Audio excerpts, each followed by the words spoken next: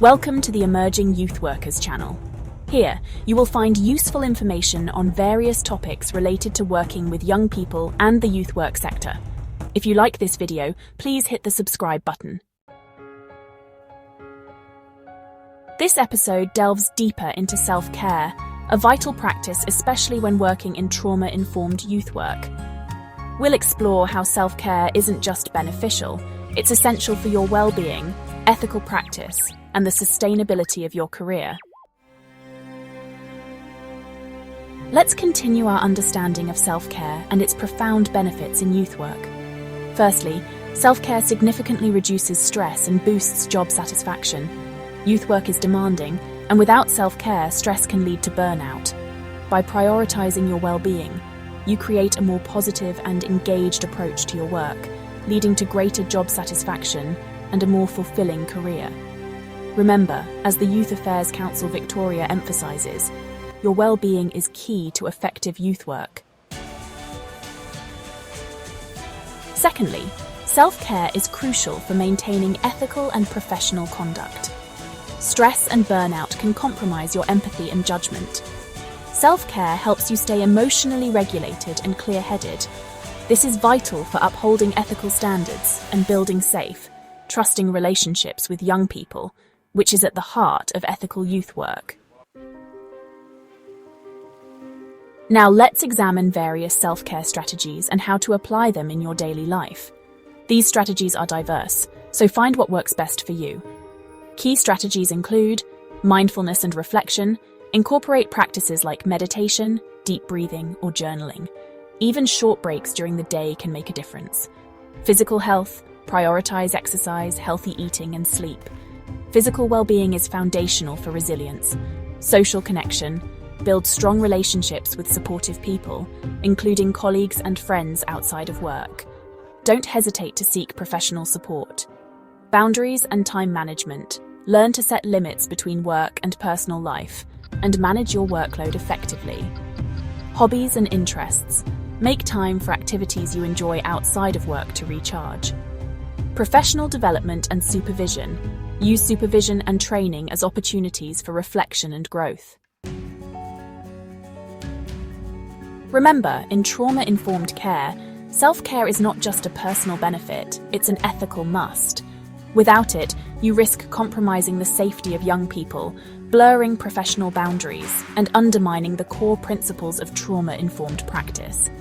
It also protects you from vicarious trauma and re-traumatization. Let's delve into self-care and its vital role in mitigating the impact of working with trauma.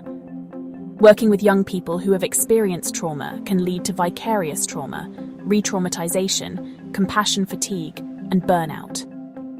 Self-care acts as a powerful buffer against these impacts by building resilience, strengthening your emotional and psychological resilience. Promoting emotional regulation, helping you manage and regulate your emotional responses. Reducing stress hormones, lowering the physiological impact of stress through healthy activities. Restoring emotional resources, replenishing your emotional energy. It's crucial to develop strategies for recognizing and managing triggers, coping with emotional distress, and seeking support. Recognize and manage triggers. Become aware of your personal triggers and develop strategies like grounding techniques to manage them. Cope with emotional distress. Find healthy ways to express emotions, practice self-soothing techniques, and be mindful of exposure to external trauma sources. Seek support. Utilize peer supervision, formal supervision, employee assistance programs, and your personal support network. To prevent burnout and compassion fatigue, remember the importance of setting boundaries, debriefing, and staying connected. Set boundaries. Maintain a healthy work-life balance.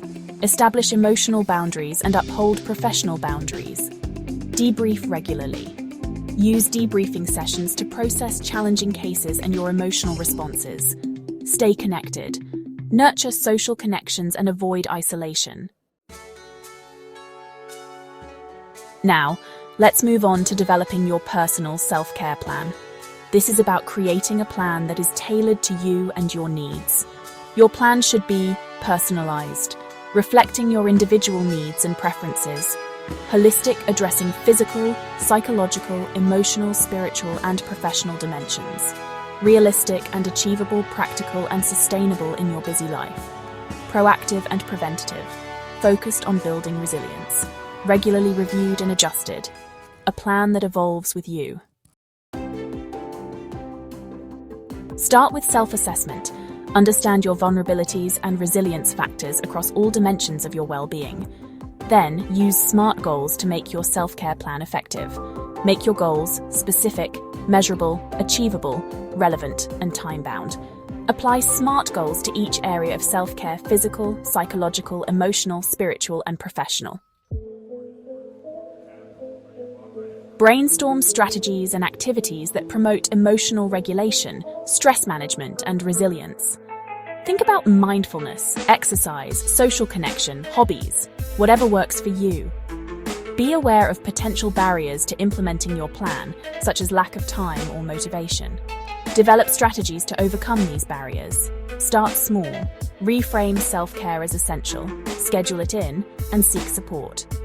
Finally, remember to monitor your progress. Evaluate the effectiveness of your plan and adjust it as needed. Self-care is an ongoing journey, not a destination. This video has drawn upon valuable resources from Australian organisations dedicated to youth worker wellbeing, including the Youth Affairs Council Victoria, the Youth Affairs Council of Western Australia, the Youth Award Toolbox, the Youth Coalition of the ACT, and Headspace.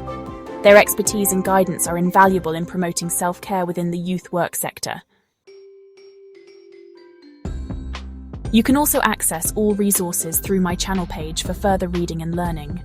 Before you go, don't forget to like this video and subscribe to the Emerging Youth Workers channel for more insightful content on working and engaging with young people and developing your skills as a youth worker. Hit the notification bell so you never miss an update.